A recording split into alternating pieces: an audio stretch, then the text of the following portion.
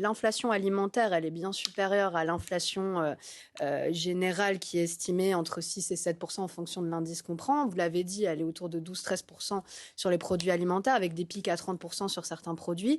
Quand on a un ménage modeste, quand on fait partie des premiers déciles, forcément, ça a beaucoup plus d'impact sur votre quotidien que quand vous êtes classe moyenne ou encore classe. Est-ce que vous admettez... On a un rattrapage de la crise énergétique sur le prix des produits alimentaires. Là, aujourd'hui, l'alimentaire prend le relais parce que pendant tout 2022, on a laissé filer l'inflation énergétique, pas sur les consommateurs, sur leurs factures quand ils payent l'électricité, puisqu'ils sont au tarif réglementé pour la plupart.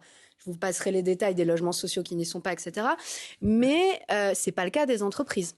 C'est pas le cas des entreprises. Elles ne sont plus au tarif réglementé de l'énergie, de l'électricité et du gaz. Moi, dès septembre, je recevais des coopératives de l'agroalimentaire, justement, qui font des œufs. C'est marrant parce que quand le gouvernement protège les entreprises, vous dites, bah voilà, il protège le patronat, il faut protéger les ménages.